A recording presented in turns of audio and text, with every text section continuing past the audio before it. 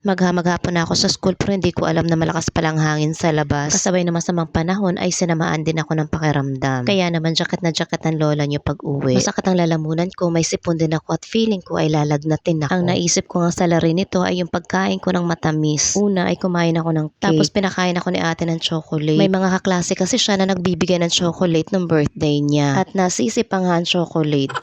Halo-halo na rin siguro ito, pagod, puyat at yung pagkain nga ng matamis. Vulnerable na rin siguro itong health condition ko. Makaamoy lang ako ng usok ng sigarilyo at usok ng sasakyan. Ay paniguradong sasakit kagad ang lalamunan ko na para baga siyang namamaga. Kasunod niya na ay sumasakit na rin ang ulo ko. One time nga ay na-expose ako sa usok ng sasakyan ng ilang oras yun. Umiikot sa loob ng bahay ko ang amoy. Sobrang sakit ng ulo ko hanggang kinabukasan pati ang lalamunan ko. Humihina na rin siguro talaga ang immune system kapag patanda ka na. What? So yun na nga, kahit naman siguro masama ang pakiramdam mo ay hindi pa rin tumitigil ang pagiging nanay mo. Katulad na lang nitong experiment ng anak ko na ako yung nagmo-monitor. Yung may-ari nito ay nasa court na naman. Tinulungan ko na rin pala si ate na magkabit ng mga pictures namin sa family tree niya. Kaya ayoko talaga nangingialam nawawala yung ganda. Yung pinaghirapan niya na ilang araw ay parang minorder lang ng kanyang ina.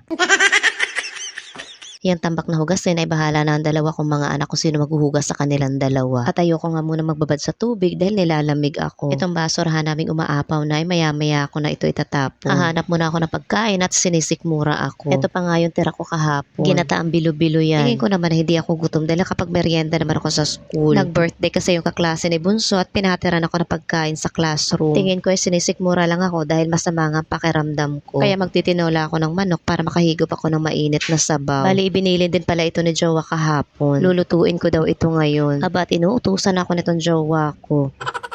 Ngayong gabi pa lang ay lulutuin ko na siya para hindi na ako magkukumahog bukas ng madaling araw. Lalagyan ko na maraming luya para maanghang. Medyo wala akong panlasa ngayon. Para kahit sa panlasa man lang ay nararamdaman ko yung anghang. Frozen pa ang manok pero inilagay ko na. Wala na ba akong pasensya para hintayin siya kung kailan lumambot. Masama nga kasi talaga ang pakiramdam ko. At gusto ko na makapagpahinga ng maaga. Pero 10 pa rin naman ako nakatulog sa araw na yan. Hindi ka kasi pwedeng mag-break sa mga gawain kapag nanay ka. Nung magisa ko na ng bahagya ay nilagyan ko na ng tubig. Nilagyan ko na rin ng 4 na pirasong siling haba. At yung dalawa niyan ay malapit ng mabulok. Nakadalawang linggo na kasi sa ref. Pangdagdag din niya ng anghang. Nilagyan ko na rin ng chicken cubes para mas malasa talaga. Pero napadami ang lagay ko ng asin kaya medyo umalat. Kaya nagdagdag pa ako ng kaunting tubig. Inilagay ko na rin ang sayote. Dumaan din pala kami sa grocery store dahil nag-request si Bunso. Ibili ko raw siya ng kalamansi juice at may sipon daw siya. Nagpalit na rin pala ako ng damit pero naka-jacket pa rin. Pinagpawisan ako pero nilalamig. Hindi na nga talaga normal ang nararamdaman ko. At idinagdag ko na rin itong dahon ng sili. Nakalimutan ko lang talaga na magtitinola ako ng manok ngayon. Dapat sana ay dinagdagan ko pa tong dahon ng sili. At marami nito sa school. Anyways, luto na ang aking tinolang manok. Kaya naglagay ako ng sabaw sa tasa at humigop ako habang nanonood ng TV. In fairness naman ay medyo umigi na yung pakiramdam ko. Pero ang duda ko talaga ay sinamahan ako ng pakiramdam dahil wala na akong pera.